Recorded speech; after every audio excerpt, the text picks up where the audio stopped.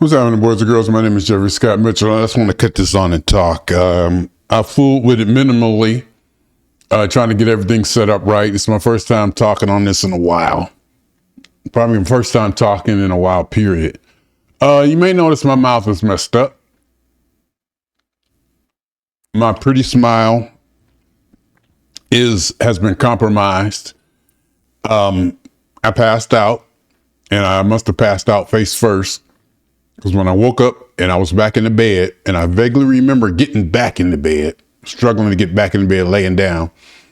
And then when I woke up, I stuck my tongue across my teeth. There was definitely something wrong. My lip was ripped. There were teeth broken. There was blood. I had to get up eventually and drove to the emergency room, got my lips stitched up, then went right there to the dentist. But the reason I cut this on, because I just took 4 Docalax. This is what you got to do. This is my pre-colostomy. This is my pre-colonoscopy agenda. It started 7 days ago while I was in Ohio with no beans, no red meat, no greasy foods, no corn, and no seeds or nuts. And I have been adhering to it. And this happened after the accident. The accident happened on Thursday. Accident happened Friday morning. I jumped on a plane, went to Ohio Sunday, and I worked Saturday. And you can see I'm talking funny. There's a retainer holding my 2 front teeth in. I'm going to survive. And in true Jeffery form, I'm finding a way to enjoy this and to get something out of it. But right now, my lip is, let me show it to you. It's still swollen. Stuff was going on. I don't know if it's healing right. If something feels funny in there, I'm going to go get it checked out.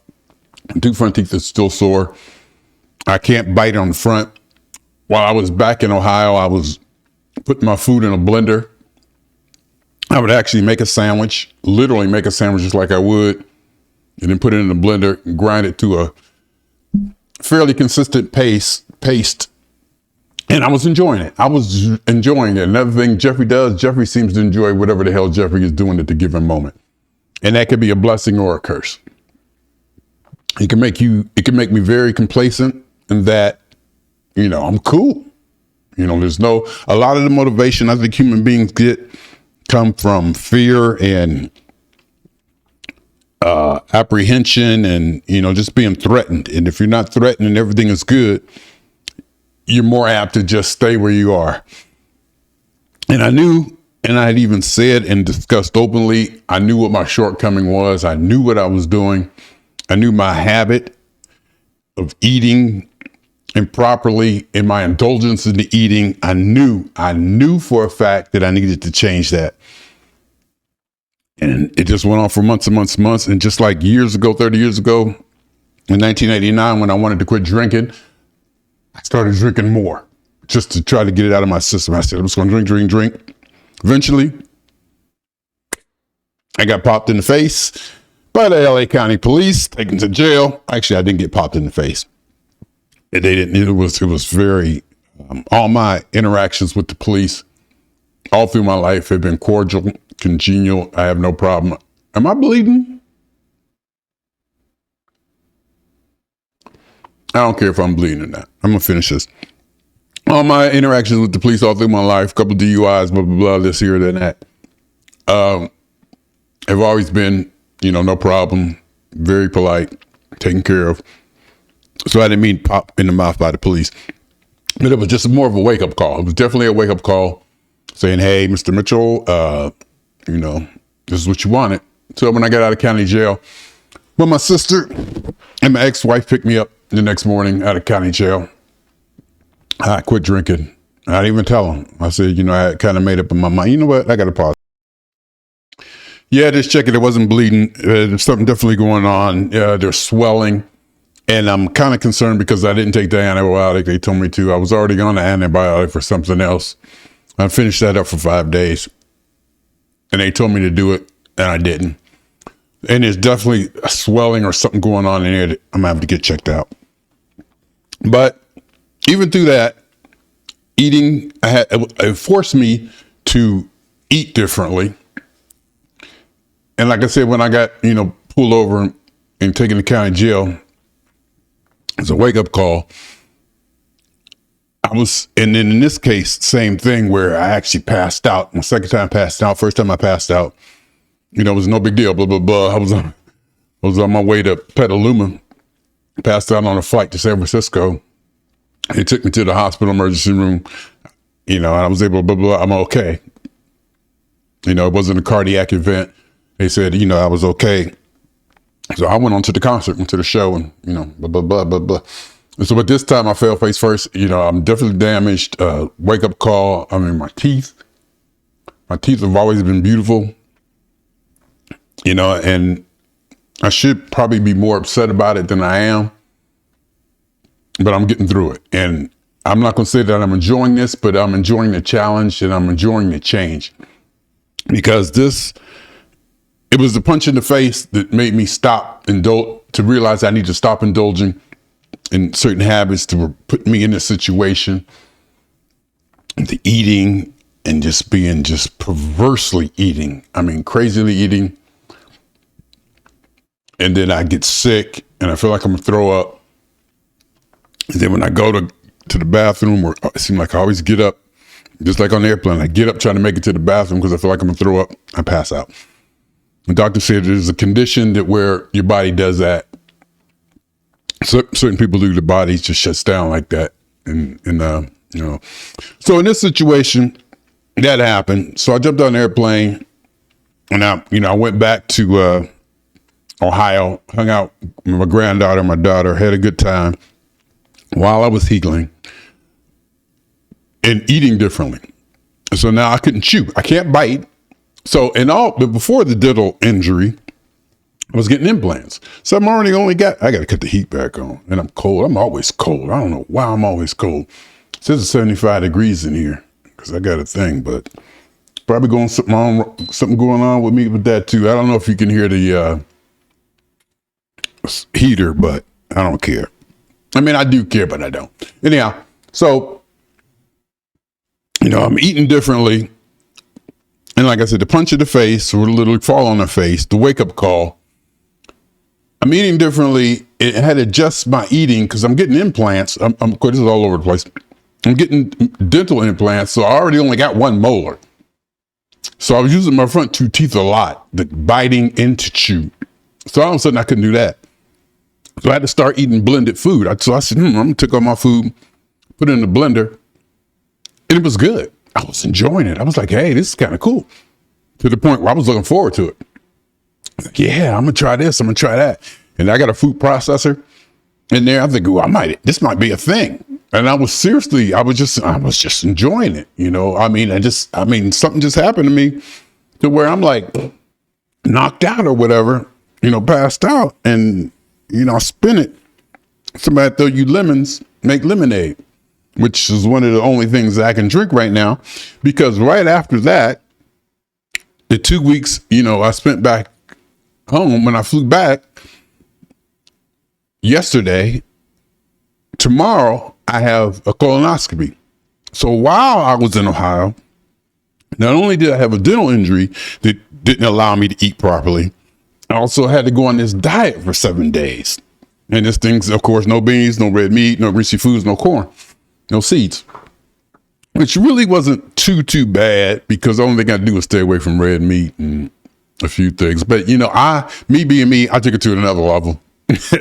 I tried to kick it up.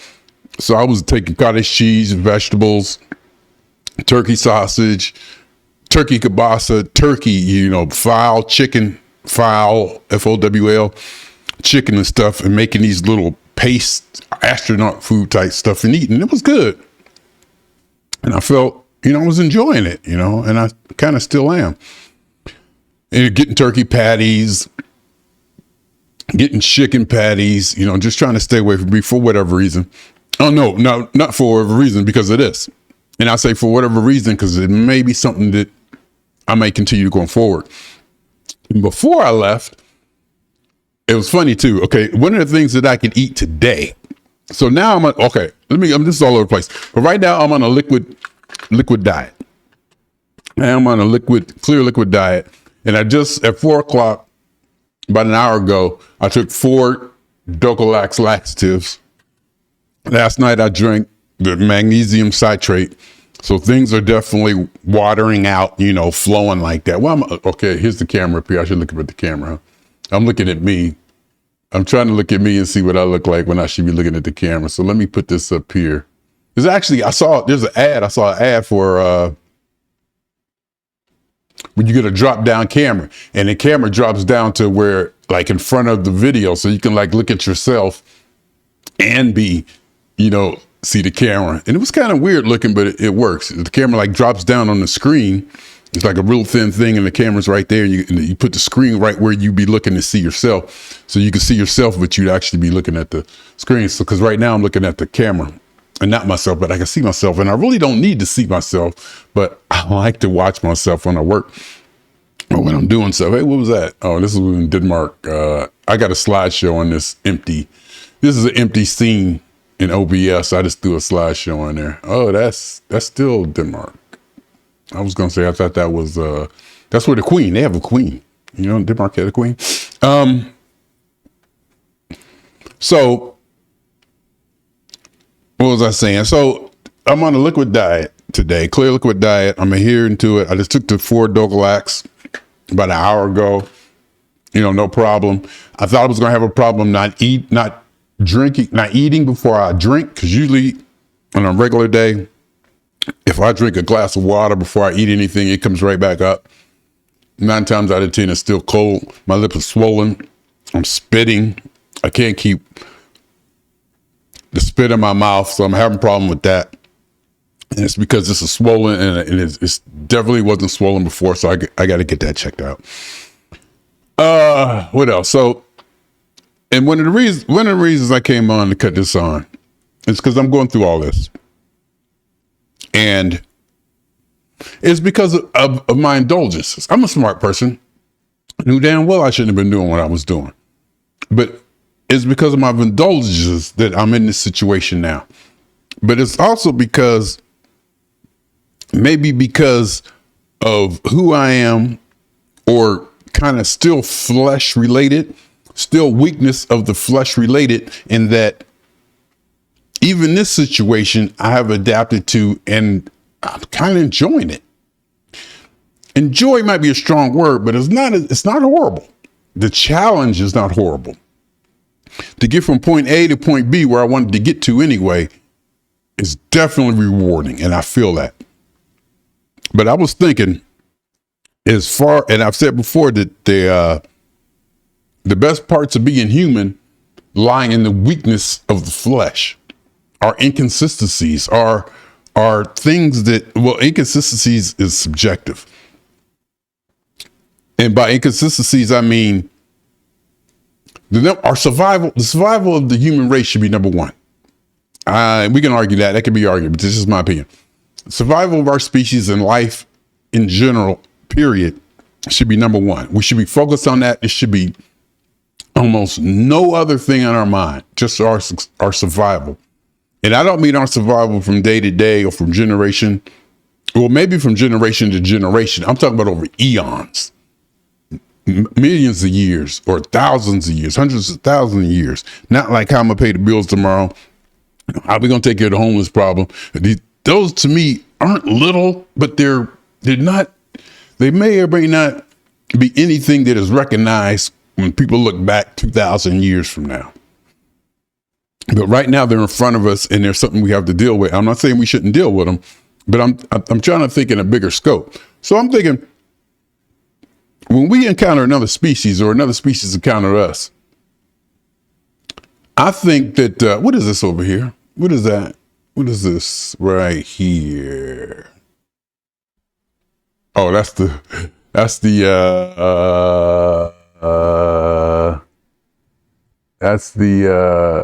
microphone stand. I'll just leave it. It's things like that bug me. I can't help it.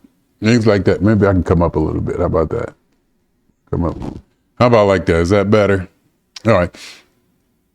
When we meet another species meets us, I think it could possibly be that it'd be a concern, either a threat or they would take it as something positive or negative, something beneficial. They may be even envious. They may be even envious of the fact that we indulge so much or put so much of our resources in our entertainment, in things that may or may not be directly related to our survival. Our survival over the eon should be number one. I think of ants or bees or animals or creatures that work purely on instinct, where there's no fun, there's no happy, there's just get it done. And in my mind, the survival of our species over if we were built that way, say we evolved to have all this smart and, part of conscious, not smart, but parts of consciousness, the way we were able to share information, stockpile information, share it amongst ourselves. We could develop the sciences, develop ways and means that we can identify reality or the world and how to navigate the world and how to get the best opportunities for our survival out of that world. But yet we have that, and there's parts of us working on that, but yet we'll spend billions of dollars on Vegas, billions of dollars on porn, billions of dollars in resources on TV and entertainment and theater and art and beauty. Do these things actually help our survival? And I'm not really questioning if they do or not. I'm just asking the question. Do they? Because I really haven't thought about it. They may, if you look at it, it's definitely part of we need it. We need the stuff now. We're the creatures we are now, we need that. We need the entertainment. We need not a distraction, but we need ways to exercise our mind in that kind of more amusement and relaxation, stimulation. We need that stimulation now. But what if we evolve not to have it? And I bet you there's probably some cultures that evolve without it. I mean, just imagine if we evolved to where we didn't laugh, where we didn't have laughter. Or maybe we didn't have pain. No, I take that back. Or we didn't get bored. Or if we evolved in a certain way that we could just be totally focused. My lip is swelling up to the point where I'm spitting and stuff. I don't know if I'm saying that right, but my lip is killing me anyway. But I'm going to keep going. What if we didn't evolve to have like gambling and need to desire or to put so much emphasis or resources into these peripheral, it seems, I need to look at these peripheral investments that may or may not help in the long run in our survival. So another species may come here and say, wow. They may say, hey, this is kind of cool that this species is able to put so much into entertainment. Or they might come here and say, why are these people going into this building to watch a movie by the millions? Why did the music, we invested in music, the arts. They may see schools and understand that. Oh, they see that. Okay. This is how they train, their themselves. They have schools and they have this kind of protocol. They have cars. We have rules. We have regulations as far as driving so that millions of us can drive and we all don't just be going anywhere. We have guidelines and we have restrictions. But then we also have porn and gambling and sports. Do sports help us survive? The creatures we are now, they do. They definitely do. Because we need it. We need not a distraction, but we need that outlet. It's like we need that outlet in a way. And I'm not saying this right, probably because my lip hurt. I'm just saying that. That's probably not true at all. But it made me think of that because I know better. I was still doing that stuff to myself until I finally just got, boom, to where, The flesh is weak. The flesh is weak. We give in. We will give in to it. And sometimes that's the best. It's the best feeling just to give in and be laying in the bed, eating that last brownie, knowing damn well it's probably not going to end up good. But that feeling, and until we get this, like drinking, alcohol, drugs, we indulge in these things. It could be that we could have evolved to be instinctually prohibited, instinctively restricted from doing that, where we couldn't do that. But we were open to that. Maybe we need to be open to the good, whatever good is, and open to the bad, whatever bad is. But I was thinking, after all I'm going through, in about an hour, I got to start drinking that other stuff. And then at 1 o'clock in the morning, I'm supposed to get up and drink some more of it, then go to get this thing done at 7:30 or 7 o'clock. I took the day off tomorrow. I was going to try to work. My boss kind of talked me into it. And then after that, I'll be free to eat anything. But since last couple of weeks, since I've been on this, this diet / injury repair thing, I'm feeling better.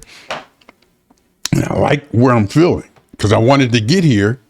I wanted to get to the place where I'm at now, but I didn't want to break teeth to get to it. And I guess what I'm saying is, as human beings, sometimes things like that, our teeth, or we have to get punched in the face, or something really has to break drastically for us to snap out of it. And I kind of equate that to the weaknesses of the flesh. You can't tell us nothing. Sometimes you just can't tell us nothing. We're human. But until we get that message in a way that we can't deny it,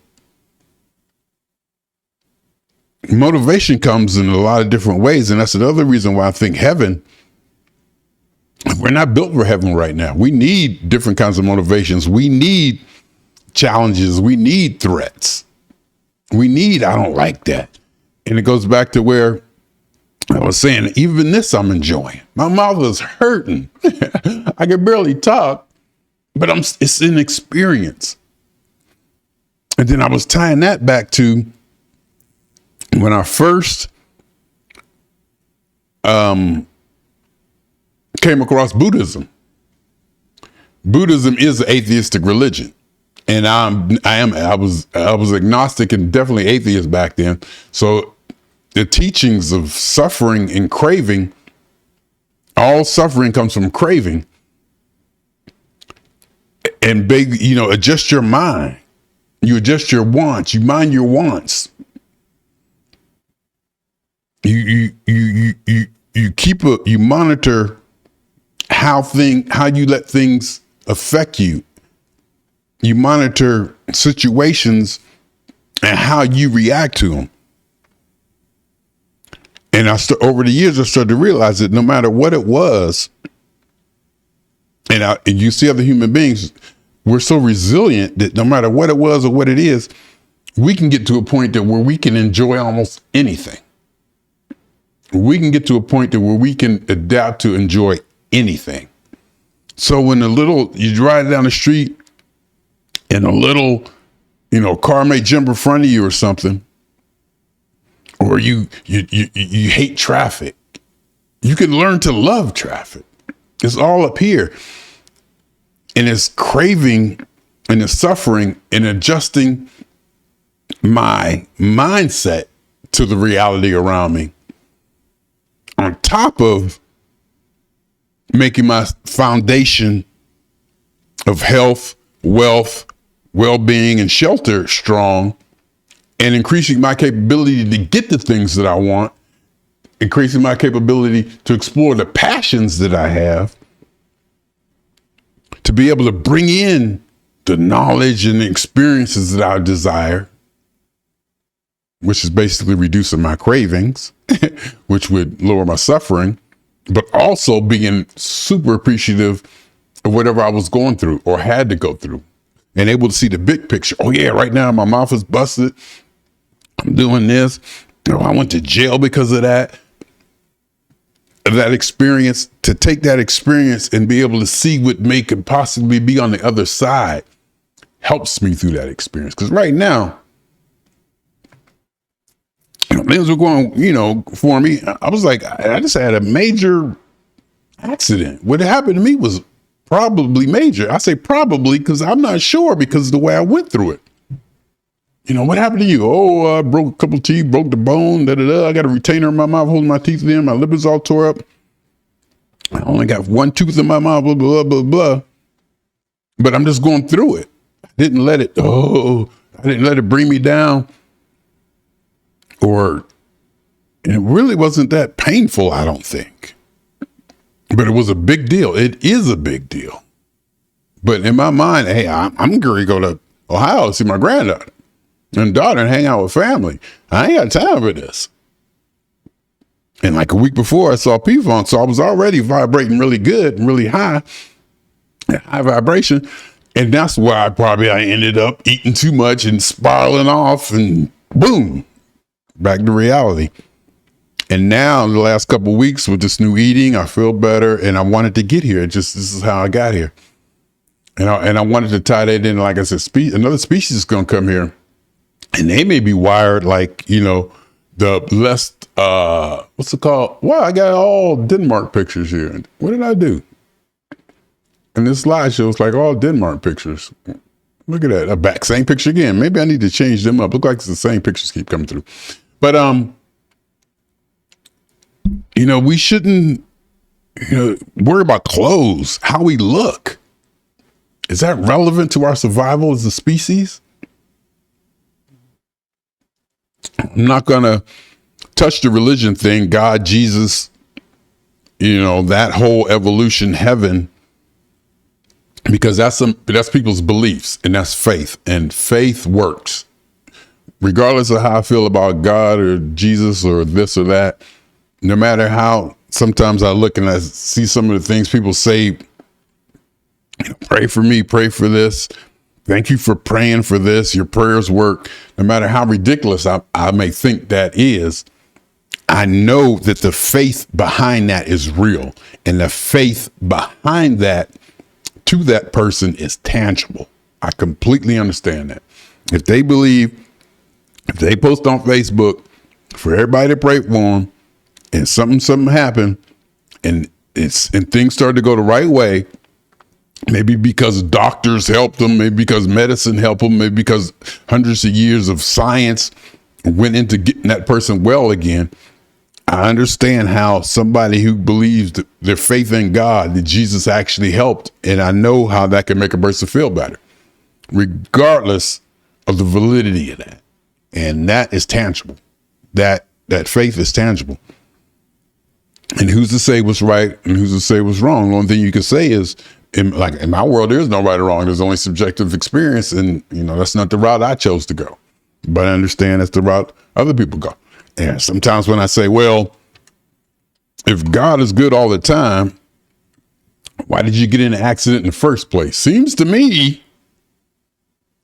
See, I don't want to go down that road. I don't want to, you can logically pick holes, all kinds of holes through religion, because there's certain things that you just can't explain. I mean, regardless of who you are, there's just certain things you just can't explain. It goes on faith, but faith is the definition of that. And that's where our belief comes in. Our beliefs comes in, and how our beliefs and our faiths affect the direction of us as a species. Because another thing right now, this might be a little sidetrack. We are so divided. The communication is just ridiculous. I'm looking up on my Facebook feed. I'm seeing people say stuff from way over here, people saying stuff way over there with fervor and just unadulterated belief and just, this is right. And the other person saying the exact opposite. This is right. And I love the scope and how big that the scope of human understanding and human belief can be. I understand we need a diversity. We need everybody thinking about all things. But to see that two people can look at the same thing and come up with completely different ideas of what or how and ought to be. Science just predicts what is. Humans say what ought to be. Humans always will. No matter, we can look at reality. All two of us can look at reality and come up with two different judgments of it. And definitely two different ought to be's. There's no ought to be. There's nothing that ought to be unless you have a God. And to me, a God is nothing. A God is not necessarily a person who created the earth, created me, can destroy this, killed the firstborn, send his son. That's not a God to me. A God to me is something that cannot be wrong. No matter what God does, God is right. And God could be your money. God could be this. God could be that. God could be that. But if there's something in your life that no matter what it does is right all the time, that's a God to me. And unless you have that, and it comes from an external source, everything is subjective. So there's no right or wrong. There's no left or right. You do what you want to do, basically. And even then, in that case, by you deciding that Jesus is your savior, that you deciding God is the way, that the Bible is the way to do it, you made a decision that this is the way you want to live. You made that decision. God didn't make it for you. You made that decision. That's a choice. You chose to make that your God, and you chose to live like that. So that is even subjective. You could have chose a lot of things, but you chose that. And me going through this, I believe I'm a smart person. I believe I'm a genius. I believe I can do anything I want. But I also relish, or the relish, I don't know what the word is. I also am very, very, very, very proud and happy of the weaknesses in my flesh.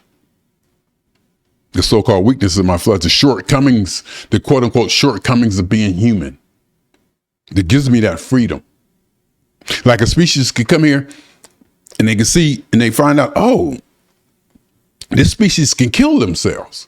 There might be species that can't do that. No other animal we know can kill themselves. Deliberately say, I don't want to be here no more. Boom, and kill themselves. You can say, well, they don't have guns. It's not the point. The means to do it is not the point. You can figure out a way you can jump off a cliff or something. But there's not, we're the only species that I know of that can consciously say, and there's that word consciousness again. We have that consciousness to where we can just kill ourselves. And there's some consciousness. I think there's a slope to consciousness to where you go back from one-celled animals, to primates, to insects, to where they have not as much consciousness as we have, not much self-awareness as we have, but you can't kill yourself. Anyhow, I think that's enough. I hope this came out. I did a couple tests on the audio. I'm looking at it. I hope it came out right. My name is Jeffery Scott Mitchell. I just want to say this. How long did I go? 33 minutes. That's about right. My mouth was killing me. At 6 o'clock, in about 36 minutes, I'm going to start drinking the gallon stuff. I drink a half a gallon of that. Then I'm supposed to wake up at 1 o'clock in the morning and drink some more. I came home. I slept a lot. It felt good to get back in the bed. Another thing I want to say, just throw this in there. Traveling is wonderful. Traveling is the best. Well, quote unquote best. I'm just saying that, to make the point. Going places, seeing new stuff, spending time with family, all that is the best. But it means nothing. In fact, it's not even a getaway. A getaway is you're getting away. But my point is having that home, having home to come back to, a home that's set up the way you want it, how you want it. You're comfortable. You come home to your sanctuary. Traveling is good. But to me, and to put it crudely, unless you have a home to come back to, it's not traveling. It's a getaway. You're getting away or whatever, the words like that. And I realized that when I walked in this place yesterday, I think, was it yesterday?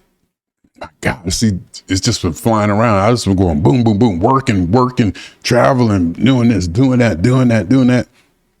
Then I got my calendar on my phone. I got to look at my calendar to see what's next, and it's fun. I like that challenge too. Don't get me wrong. I like that challenge of orchestrating, trying to get the maximum joy out of this existence and time that I have on this planet.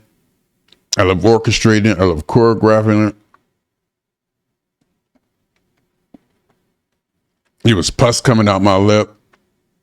I wonder if I should have took that antibiotic. I'm going to probably go to the doctor after. I'm going to have to go to the doctor. I'm going to have to go to the doctor because I'm thinking I probably should have took that antibiotic. They gave me a tetanus shot when I was in the hospital, but maybe I haven't talked this much and my lip is swelling up. But anyhow, I forgot where I was going. Well, since like I got to start drinking that gallon stuff, I'll get up at 1. Been drinking broth and eating green Jello. I feel good. You could probably see that I feel pretty good other than the mouth thing. So swinging on y'all 2 times for me and for the phone. And for every elementary particle that has ever existed in any atom in this or in any universe that ever was, is, or will be. I'm talking about the totality of it all, a theory of universe, an hypothesis of all as one. My name is Jeffery.